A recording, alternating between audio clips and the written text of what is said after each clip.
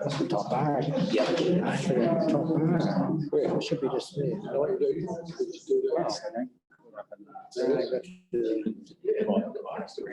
thanks, Councillor. Just slowly. Yeah. I think it must be too cold. Yeah. Got a mistake here. Clean this. Briefly. Let's go. It's good. Yeah. Just license committee. You okay, Dom? Yeah. Okay, councillors, look, I think we might make it start.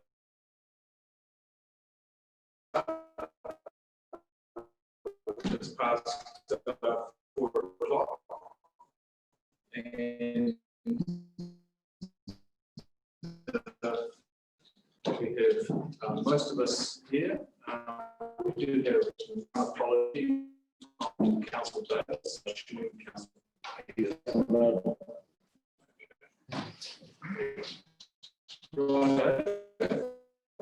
So it's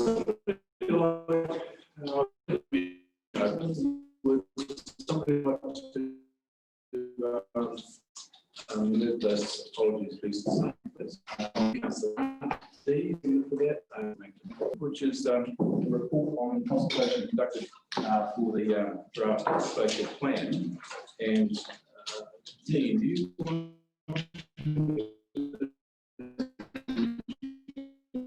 this item? And I think there may be 1 or 2 people. We've done a consultation exercise which was extended due to the flooding events earlier this year. We received some 13 submissions to the spatial plan, which councillors have been advised of previously. Those are summarised in the report that is before you. We have, rather than paraphrasing everything in laborious detail, we've ensured that the salient points come through so that you can see a summary of what people are talking about. A couple of things I might draw your attention to in that some submitters have mentioned things such as not allowing development on flood-prone land or high-class soils, which is another policy stream we are working on. Several submitters have mentioned that townships such as Waikaka and such feel like they need more of a centre. Those are things that we've been discussing about providing for in the review and redevelopment of the district plan moving forward.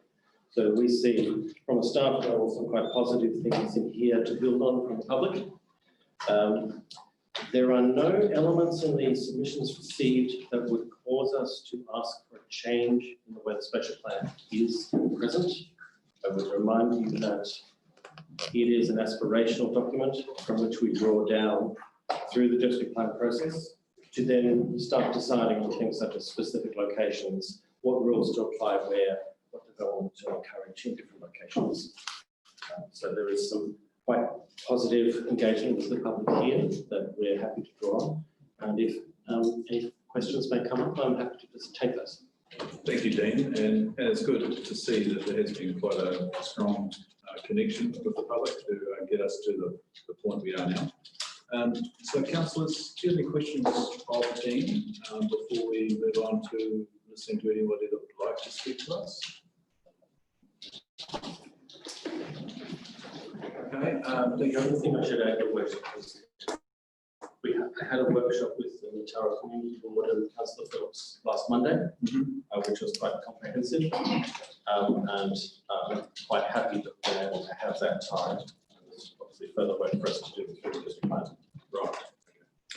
So I understand Nigel Coburn, is it, would like to speak to us. So you're welcome to do Nigel. If you want to grab this there, it's going to be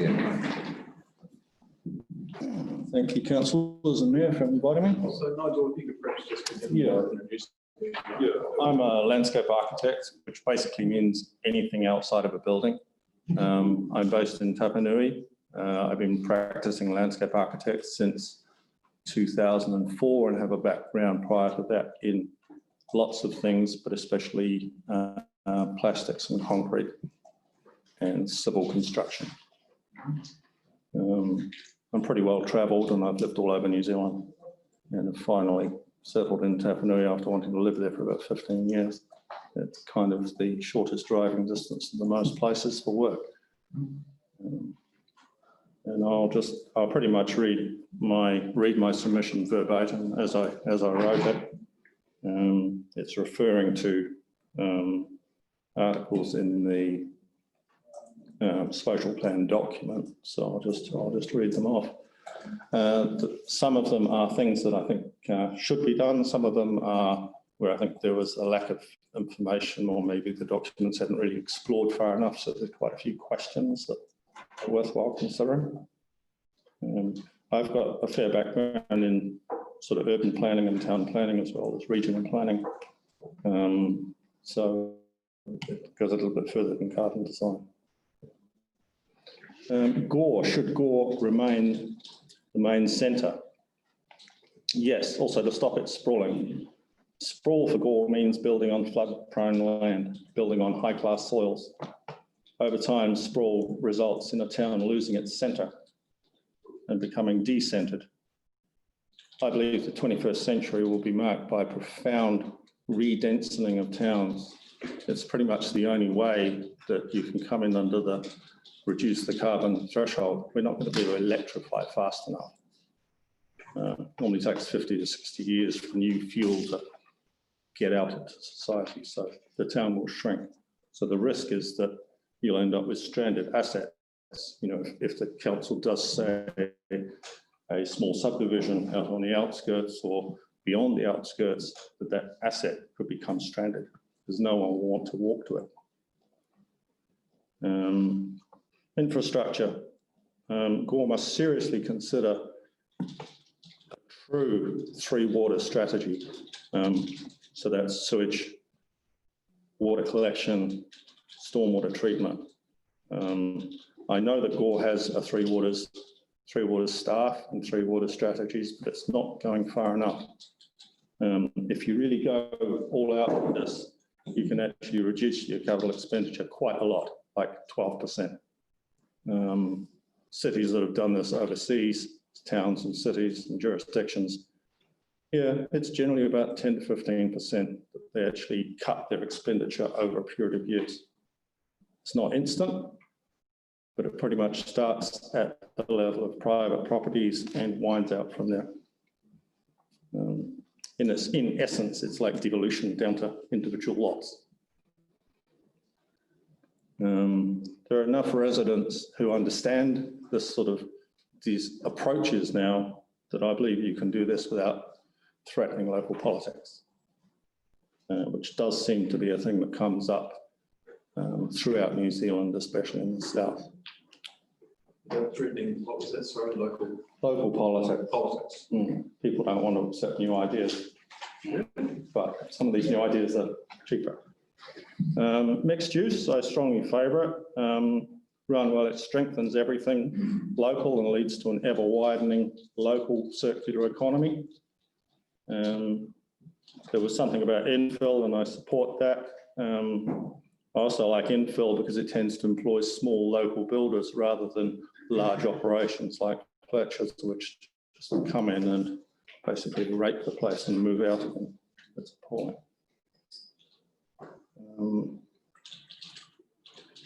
Also, a town should consider rail. We have a rail line running through. There used to be railway stations all the way through for passengers in the 50s and 60s. That's kind of gone, but the rail line is still there. So they don't want the town to do anything or lock off or remove access to those, because again, rail is a very low carbon technology, one of the few ways into the future. There are also many industrial processes. If you go for single-use zoning, which the RMA was brought in to do away with, or at least treat in a more flexible way, you're sort of doing away with a whole lot of modern ways of doing things, which involve a lot less noise, dust, vibration, etc. There are all kinds of machining technologies and 3D printing type technologies now, which they're quite innocuous compared to their forebears. No-go areas in development. Unless we start managing landscapes on a catchment basis, we'll see ever larger and more frequent floods, as we're seeing all the time now. I know a lot of people don't like climate change and warming, but there's something beyond that. It's the actual CO2 level itself. It's actually changing plant growth, making plants more efficient in the way they use water. And people all around the world, there are a number of studies, especially in Switzerland and Germany, just showing that water runoff is increasing without increased rainfall. Many people in this room are farmers. They understand plant growth and they understand what carbon dioxide actually does and how much plants actually need. And beyond a certain point, it's not fertilizer. This actually stands to threaten everything. We need to address these things. The Tara, yeah, I strongly support focus on making the town friendly for larger businesses that can make use of State Highway 1 and the railway. But we need some small business focus as well. Otherwise, it's a one business town and it's boom and bust. Tapanui's seen that and many other places have seen that. Mandeville, I can't speak for the people of Mandeville, never lived there.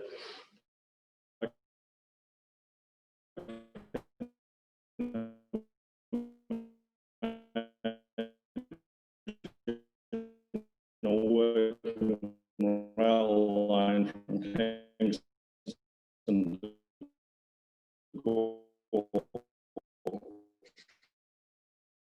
a better way to lower our carbon burden. If you're being promoted internationally, there are hundreds of these fly-in towns, especially in the States, but also in Europe. It's a great thing. Flying isn't going to go out of fashion, even with fuel. I know a guy at the moment who's negotiating to buy an electric passenger aircraft from Czechoslovakia. He lives in Dunedin. He's going to buy it and bring it out here and fly it. This isn't the future. The future is now. And what better way to have a town that's basically steam and wings? Waikaka feels to me like the town's lost its centre. This is really lifestyle. Many of my clients are farmers, and a lot of them I see that are actually commuter farmers. They have a lifestyle block, which is an essential part of their farm. Sometimes they might have multiple either farms or a distributed farm, and they commute out to the bits. About 30% of small blocks are actually commercial entities in some form or other. It's just a lifestyle term, makes it sound like something people want to do, or it's just play, but they're actually more serious than that. And I just asked, could that, especially for somewhere like Waikaka, be reflected in a lower rating to encourage locals to stay local? Like Waikaya seems quite robust and is expanding, and Tapanui is expanding, other places, Mandeville. Waikaka doesn't seem to be doing that. Pukerau, I don't support encouraging lifestyle there. Make it easier to establish businesses there, make the most of that commercial frontage. I wonder, and again, these are questions that I don't have answers for myself, but is there something about specialised seasonal work that leads to more transient workers? Because this is sort of going back to a question in the documentation. And also, are people checking gore out and then moving on to greener pastures? With COVID, there's probably going to be 75 to 100,000 people returning from offshore, and they'll probably stay here for the long term, just as happened after 9/11, and to some extent after Bali. Really need to make our communities attractive to these people, because a lot of people are going to be travelling around in the country once they can get back in to find somewhere to live. Biodiversity and important landscapes. Gore needs to ensure that forestry, including carbon forestry, does not take over high-class soils. Farmers tell me that long-term beef performs better than trees. Certainly employs more people, and it employs more people more locally. And growing trees is really highly independent on the low-cost oil to ship the things offshore. And finally, another thing about carbon that I'll bang on about. People are just planting trees all over the place. Forestry is just being carte blanche, going ahead.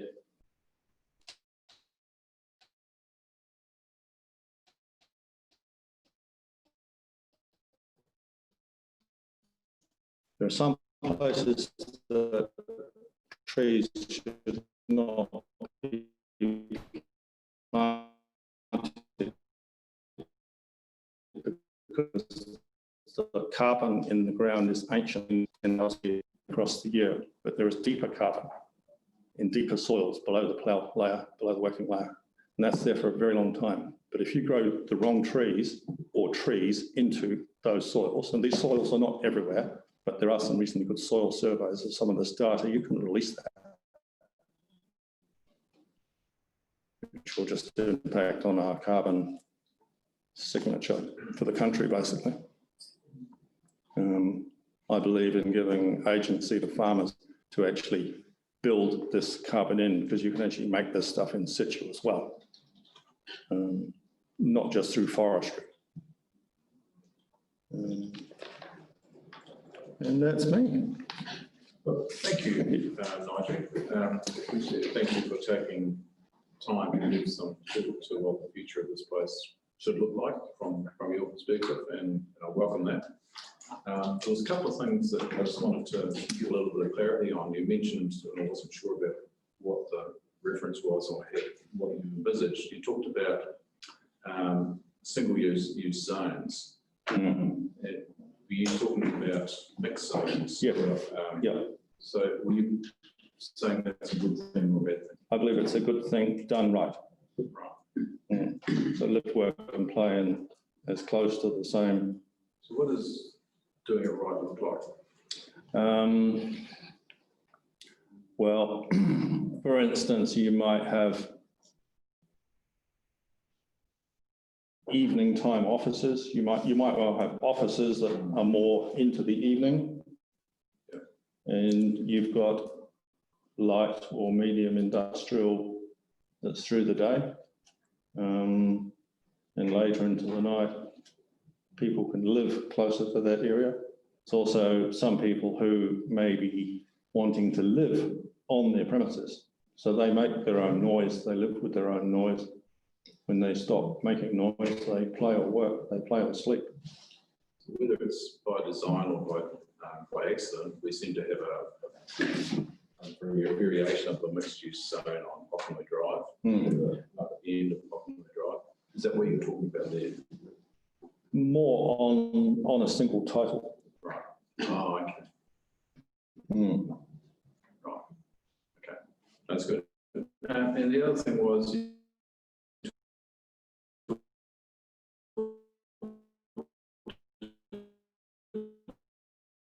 about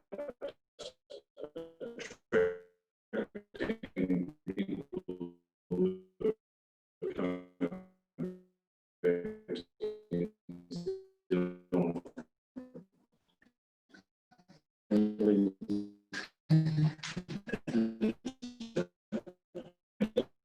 No, I did not say that.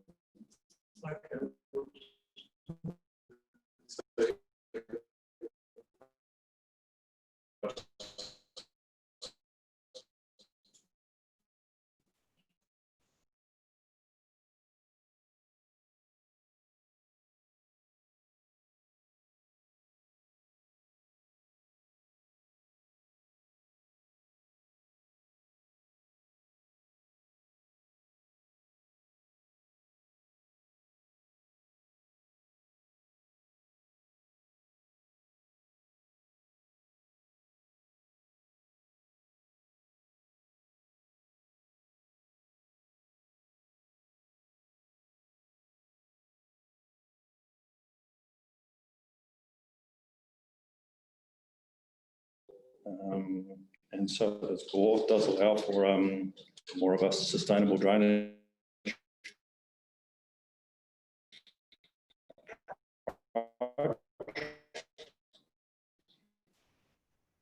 but these ideas not really put documents is reluctant.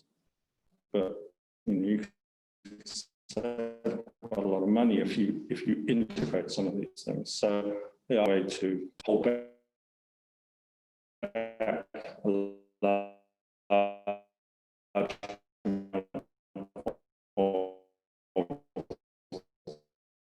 the stormwater for their firefighting system been accepted. Likewise, when you look into Three Waters, if you run everything on flushing toilets, whereas as opposed to composting and other semi-composting systems, there are precedents now in New Zealand for this. There's a commercial building in East Tamaki, a large laboratory complex, which has 4 floors. It has a composting system stack built into it. So that building is not connected to sewage. Has no impact on the sewage system at all. And likewise, if stormwater is treated carefully, you can actually not load the stormwater system of a town at all. You're talking about wetlands and Swales and basins, but normally these things are treated as purely engineering features, and the plants are just pretty. But you can actually transpire. The plants can push 70 or 80% of the water into the air.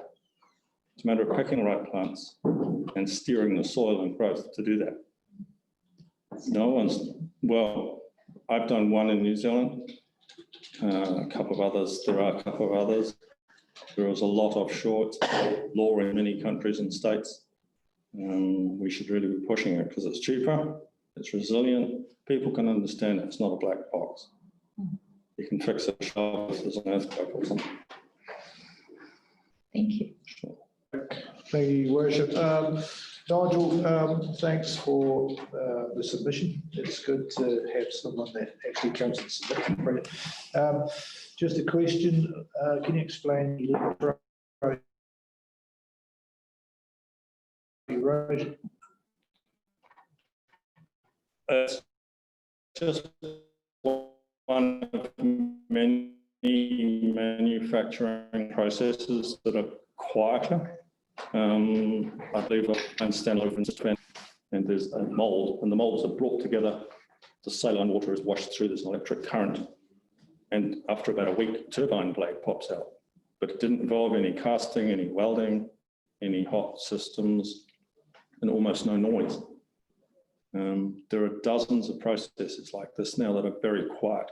So if you go and say that you're going to have single use heavy industry because of, say, your heavy industry is predicated on what someone makes rather than how they make it, you could put one of these things in your house. You'd use quite a lot of electricity, but, it will be quiet. There's no vibration. No one would know it was there. So if you, like I say, if you predicate what goes where based on what people do rather than how they do it, you're kind of losing out. This way you can have mixed use, you can have, you could have one of these kinds of quiet technology running in a building where people are sleeping. Right, okay. Thank you. So, are there any other questions, Councillor Bolt? You intrigued me there. So we've got a mixed use zone, we've got a residential zone, but you're saying you could have some industrial activity there if it was below a certain noise threshold or something like that. Yeah. If it was able to achieve widgets or produce widgets on a residential threshold, we should consider it. That was the whole original idea of the RMA. The RMA was based on basically avoiding effects. I think it needs to be taken further than what they do of sort of no observable, or needs to be taken to a very low level, but technologies and thinking and planning can enable much greater compactness. That's an interesting concept. Thanks. Any other questions? Anybody? Doesn't appear to be. Well, thank you again, Nigel, firstly for thinking about it. but Thanks, also Chris. prompting us to think a little bit laterally, and that's always good. Thanks very much. Thank you. Okay, councillors, discussion on the report that you have before you from Dean, and we also have some recommendations attached, so 1, 2, 3. So there's 4 recommendations attached to them. Any comments anybody wishes to make, Dennis?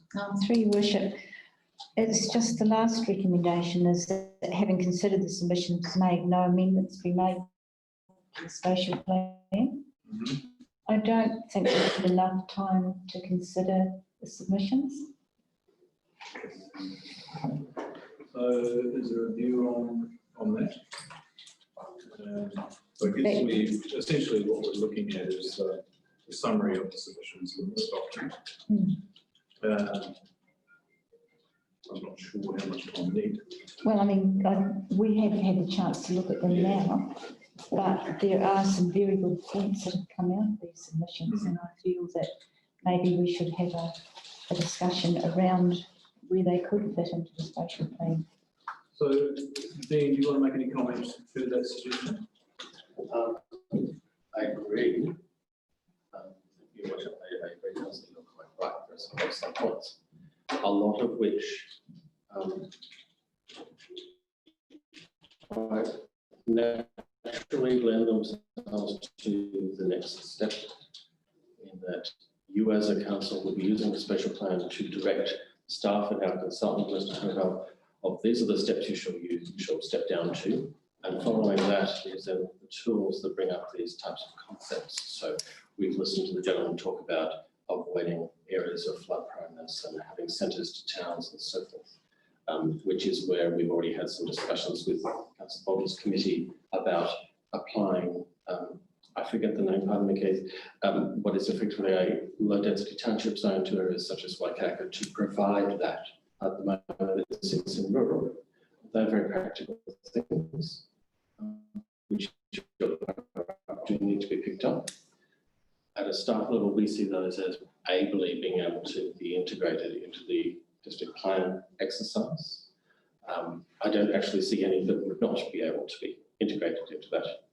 Happy to discuss further with you if you need, but I don't see anything that is an alarm.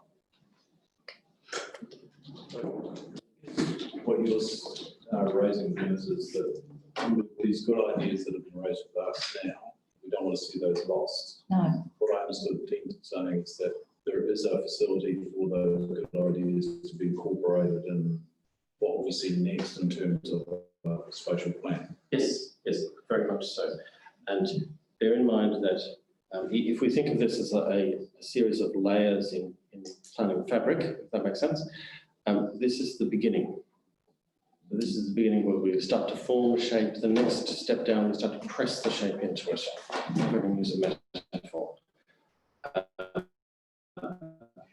But from the initial shape, you can just see more detail. You don't suddenly something new appear or something being withdrawn. So it's about adding that definition. The mixed-use concept on the discussion with the community board of Mataura about how that could be used to facilitate the strip shops they have, which at the moment is zoned as industrial, which is not really appropriate. So there are a whole series of things there that involve decisions of how we would use tools to gain a specific outcome.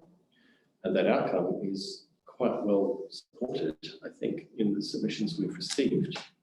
And the indication of that is, sounds very, the indication of that is in the diagram for Mataura here, we have an arrow pointing to it saying revitalised commercial area.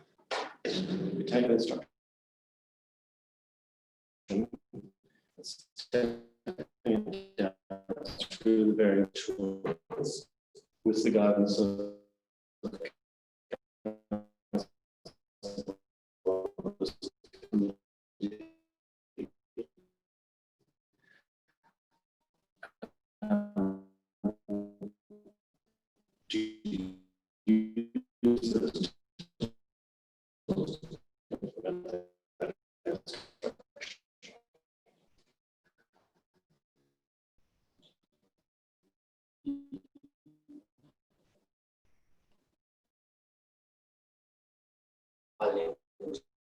strategy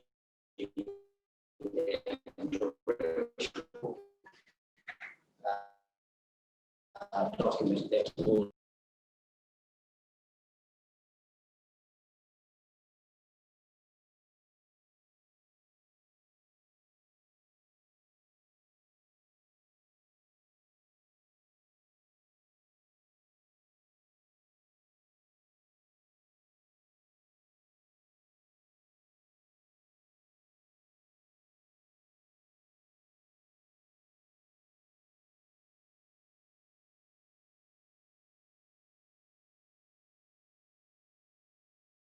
this into the proper minutes and so forth, accept that, publish the final special plan, which is the longer document councillors have seen, which will be then available to everyone on council's website, as you would expect.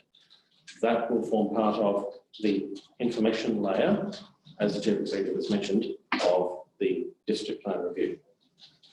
So it forms part of its input.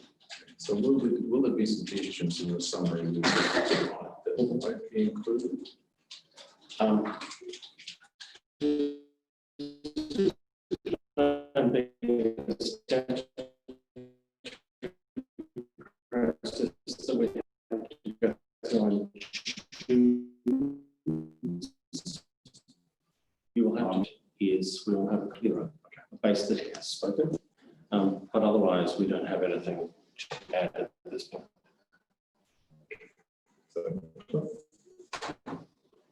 Yeah, look, I appreciate council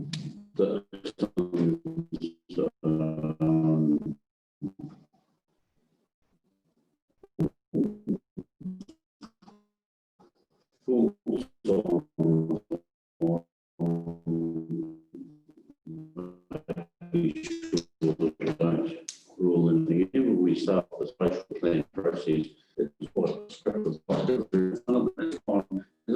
very well. I'm making money of, the industrial proposal for South Board, Canberra, so it could accommodate and be very, very flexible.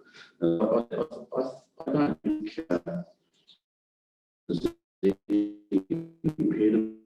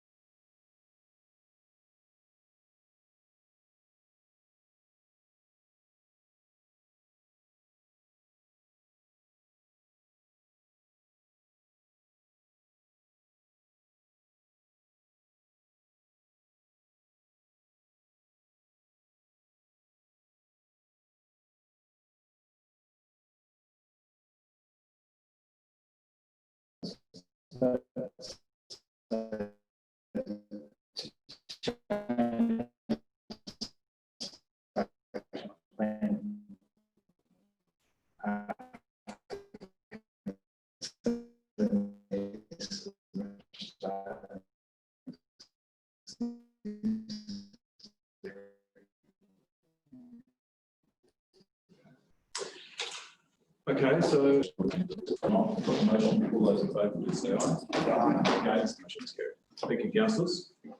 And thank you to everyone that's had a hand in bringing that to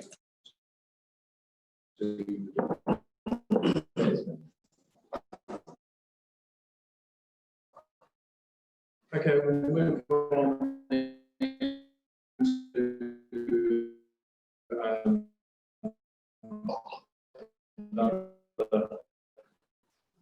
planning issue, I guess.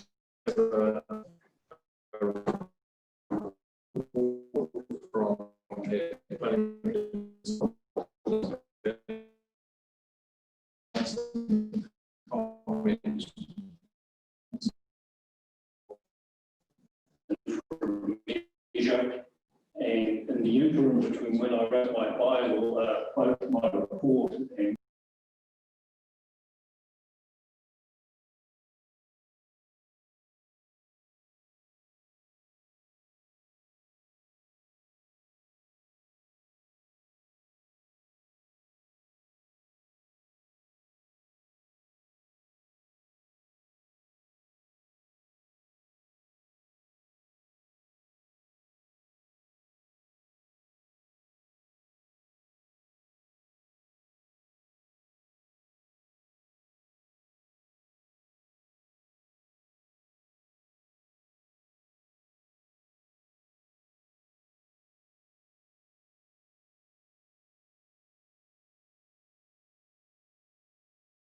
very straightforward.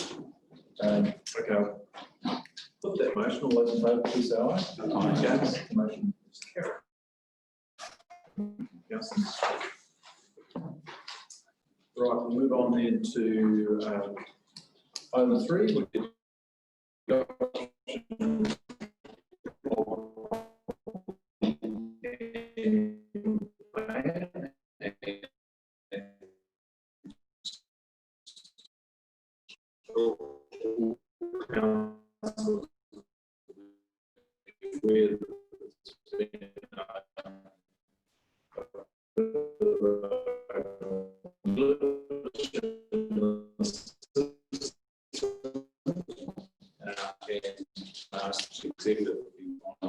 As the adoption of this plan, it became evident late in the piece that the rates calculations were based on incomplete valuation data.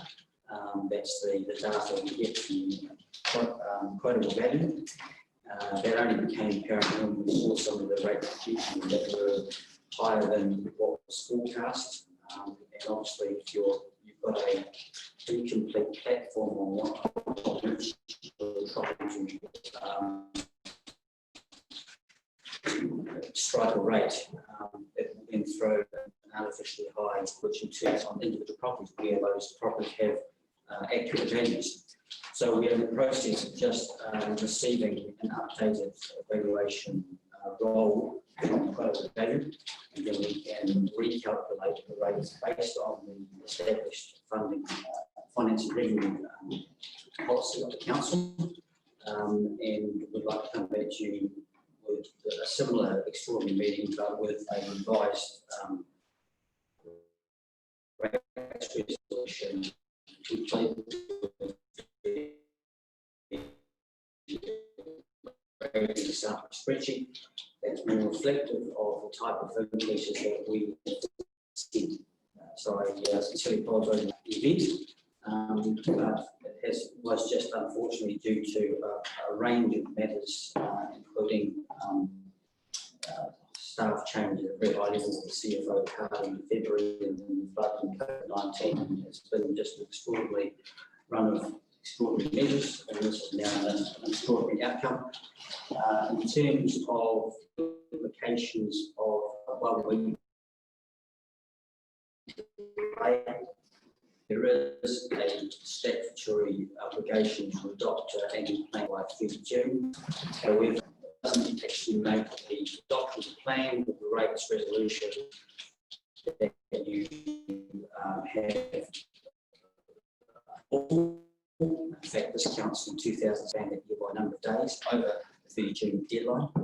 So quite confident, Your Worship, that we can come back and get this right. That would make no sense whatsoever for the council to adopt a plan that they knew that the information on which it was relying was inaccurate. And then once that happens, we still expect to be able to produce rates installments in the usual manner. So hopefully this is just a blip, and we can find out where the error was. That was discovered this morning, and we're certainly on a track. And I must record appreciation to both Councillor Scoudine and ICT who worked with me over the last few days, and the former Chief Financial Officer Luke Blackbeard, who's agreed to come in just to assist in diagnosing and solving this particular issue. Thank you, Stephen. And I think the course of action that you've suggested is the right one for council to take. And I know from a personal perspective, as someone that sits very firmly in the 10.8% increase rate, I think it's a good thing that we are just taking a breather here and to reconsider. But it's a shame that we get to this situation. However, I can understand exactly how this happened. And well, there's been some human error there. We can fix it. It's definitely not the end of the world, and we need to take the remedial action now. Let's make sure we've got it right for the future. Councillor Brown. Your Worship, Stephen, any idea when the report will be able to council? We're aiming to release it to you end of play on Friday, so that that you will have chance to read the document and come to the meeting on Tuesday. Obviously, with the information that's come through there, and probably some of the younger councillors will be getting their heads around some of the facts and figures which have been identified by some of the older councillors. I think it'd be a good time to, once we get through this, to actually look at training or some deep diving into how their rating systems actually address the policies. I think it'd probably be a good time to perhaps upskill so that we don't come across this bridge again. Yeah, look, I think that's a good idea. And I know from experience that the rating system, not just the county system in this council, but in all councils, is really complex. But it is important that councillors understand the implications of decisions they make. So I think your suggestion's a good one, and we should be going down that track sooner rather than later. It will take time, and it will take a commitment from councillors to attend and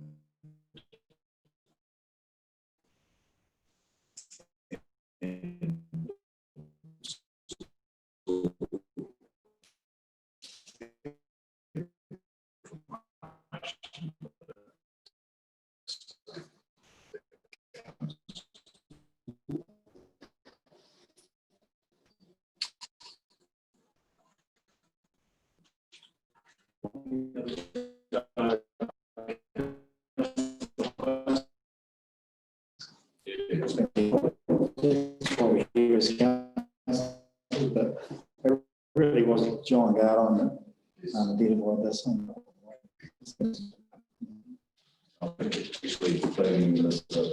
Still working to the same type of increase we've had. Thank you. So, Councillor Garland. Well, it was quite, it was interesting going through a procedure. We did get to the end point, and I was quite perplexed to see it. What we did really miss out on was seeing those examples at the workshop. I think that's what we've had in past years, and it was really good to have those. And then we didn't actually see them until the minutes, the agenda came out, and that's where I picked it up. But anyway. Yeah, true. Good that you've got a keen eagle eye. Councillor Garland's true. This is absolutely correct. I mean, we were already in an abnormal year with this whole COVID-19 shut down the need, and that's why the staff came to me and suggested exploring it a week beforehand. I said, no, it's just actually we need some more time to make sure that if anything occurs, that we've got time to fix it. By the time we discovered the problem, thanks to Councillor Garland, who told me after turning the bridge, which kind of got me out and see but it was certainly, I must acknowledge Lorne Straith, our new Chief Financial Officer, who's already witnessed the issue and has got some ideas of how to minimise the risk of this occurring again.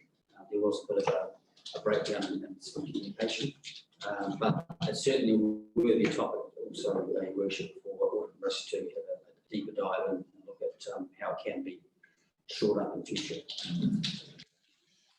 Any further comment? There's not. Would somebody like to move along the lines that has been suggested by the Chief Executive that we place this on hold for 7 days and redress both the amendment plan and the rates resolution at that time?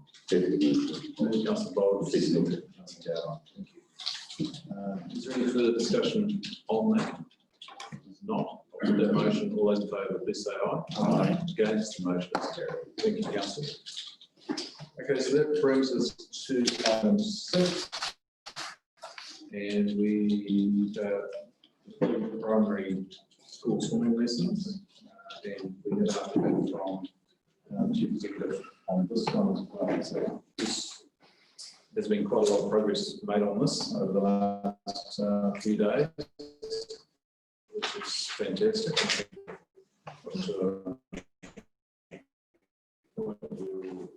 Got a good result there. Yeah, thanks, Your Worship. Martin Kerrith, who's with us today, the COPS services, in fact, the Moss Centre Manager. I've been working to revisit the decision to not offer free swimming lessons to all children in the Gould district. That was made in line with that decision of, at that time, it appeared that we had insufficient funds from other parties, particularly the NLT, to be able to continue the program as it stood. However, like a lot of organisations in New Zealand, COVID-19 presents a lot of threats, but also some opportunities. And the opportunities arose in terms of reviewing the way we deliver the program. And it was Martin's firm view, based on the evolution of national thinking in this area, that we should offer a program that's based more on water safety and less work out whether, I say we, it's more Martin than me, and he'll be speaking this further, to see if we could come up with a package with the money that we still retained in our budget to improve the business. That, coupled with liaison with Pakeki Lions, and Martin can speak a bit more to that in respect of the content he had, along with discussions with REAP and Sports Southland to talk about what REAP do in respect of swim instruction for schools that are situated outside of the Gould district. We developed a package. I'm pleased to announce, however, with Worship's conversations running in parallel, they yesterday indicated that they could make around $12,000.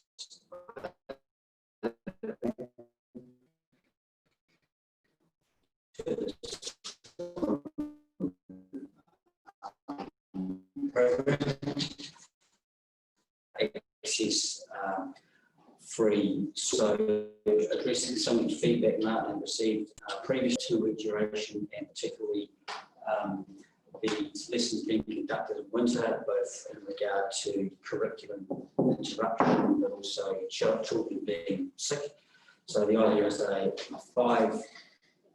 1 week, should I say, 1 week 5 lesson program.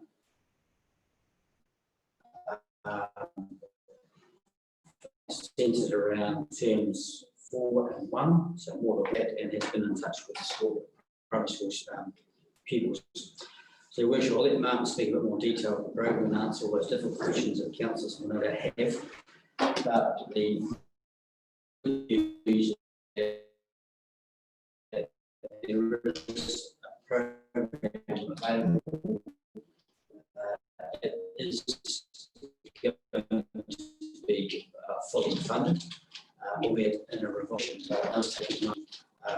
Exit yourself in a dangerous situation, and it's been brought to my attention that despite lots of free lessons around the country, there are drowning statistics in Ibiza.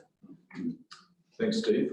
So Martin, do you want to come forward and just give us a bit of an overview of this meeting? If you're happy to stay and stand there, or grab a seat, whatever you want. Yes, so as Steve pointed out and highlighted, the statistics aren't great in water safety around New Zealand.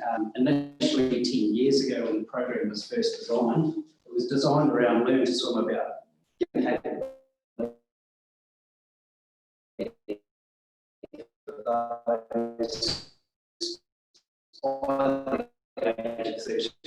able to swim 200 metres. And that was, the theory behind that was, that has been proved to be incorrect. So those that are capable swimmers are not necessarily those that have the ability to actually self-rescue and save themselves. Not only that, but also the ability to do a risk management on the environment that they're entering into. So the program that we're looking at moving to is moving away from just that solely learn to swim basis, putting the submersion, the flotation and propulsion moves that they've learned through swimming, but putting it in a practical way. You get to practice those in a controlled environment and learning the skills of how to self-rescue and save yourself. I was lucky enough actually to, when I was working for Sports Southland, design the program that is run by REAP in Southland District. And the results we had from that was absolutely fantastic. not only from a school perspective, but the feedback that we had from parents coming through, where we had one mother who came up to us, basically hugged the instructor, whose child put the program down to them being able to self-rescue and realised they needed to get themselves out of trouble when they had a rogue wave.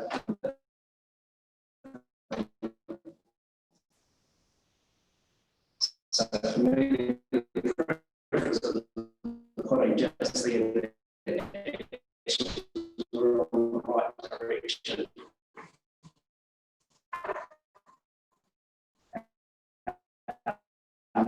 That national directive from Water Safety New Zealand has been about younger swimmers, so those years 1 to 3, they tend to be the swimmers who find it very tiring. So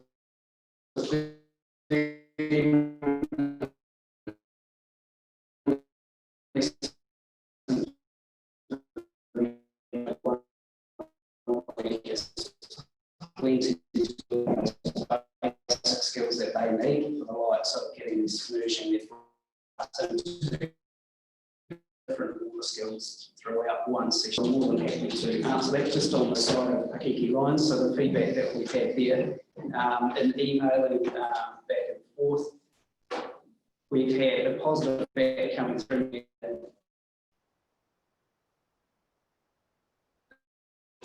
Talk as in the agreement is the next meeting, so it's presented at the next meeting to have a discussion on that as well.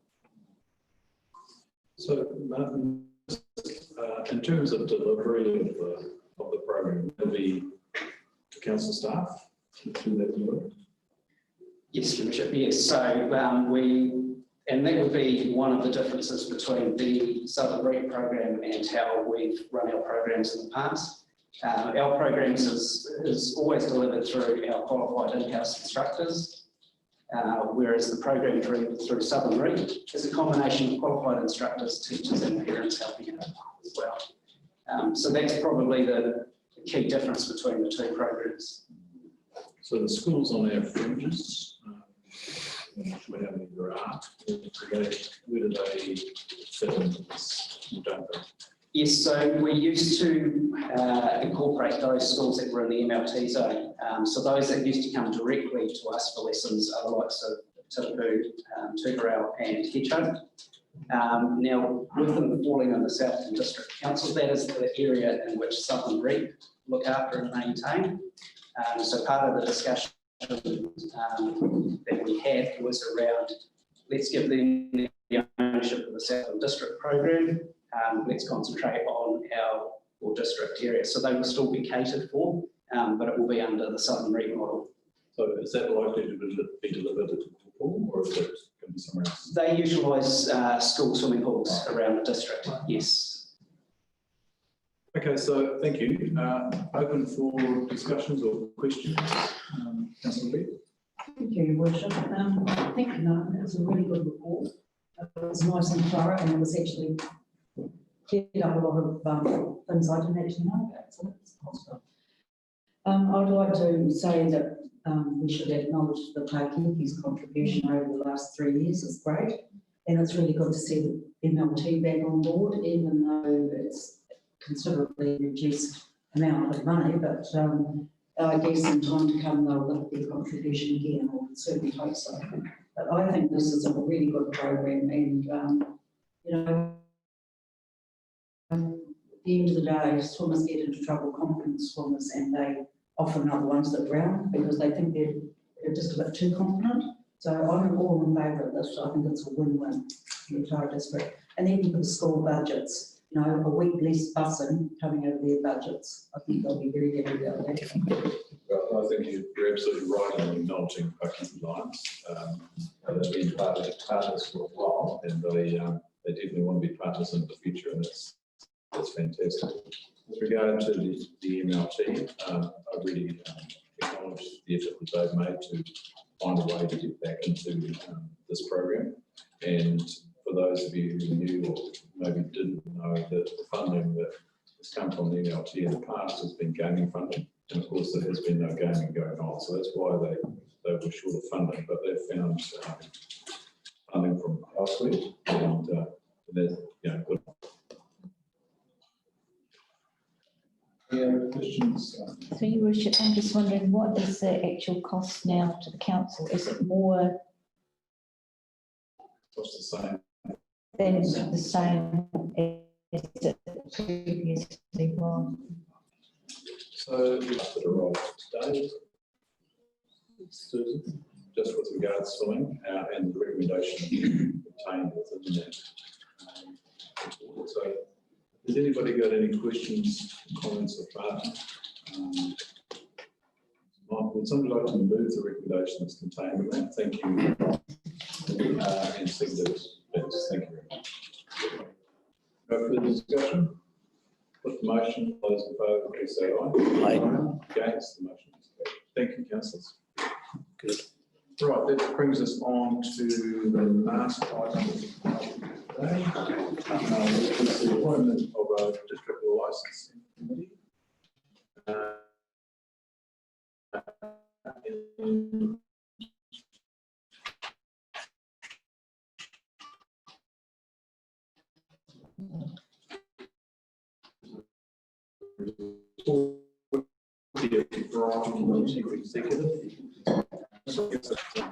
Statutory meeting on conviction to appoint a district licensing committee, which is a statutory requirement to determine certain matters that arise that require a government decision that are not within the purview of the delegation that you bestow on staff. So it's not a committee that has a busy workload because a lot of this matters are not terribly controversial, but the chairperson of the licensing committee is required to review applications and report put forward by the district licensing inspector. So the chairperson has a bit more work to do. The committee is pretty much caught up on an as required basis. But it's still something that would be put in place. Councillor McDowell smiling. I had a dedicated conversation with the meeting. I thought that given his history and experience with licensing and also being chair of the Director Committee, it might be appropriate for Councillor McDowell to chair that committee. So we require 3 councillors. 1 as the chair and 2 as members of that committee.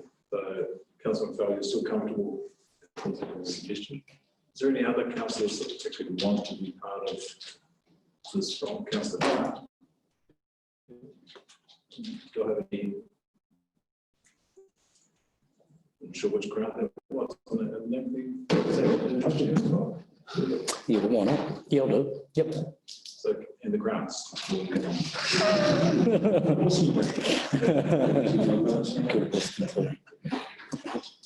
there anybody else that wants to be part of that? There's not. Okay, would somebody like to move that the district licensing committee be made up of Councillor Fowle, Councillor Background, and Councillor Member? So move Councillor Hysted, seconded Councillor. Put that motion, all those in favour, please say aye. Aye. Against, the motion is carried. Thank you, councillors.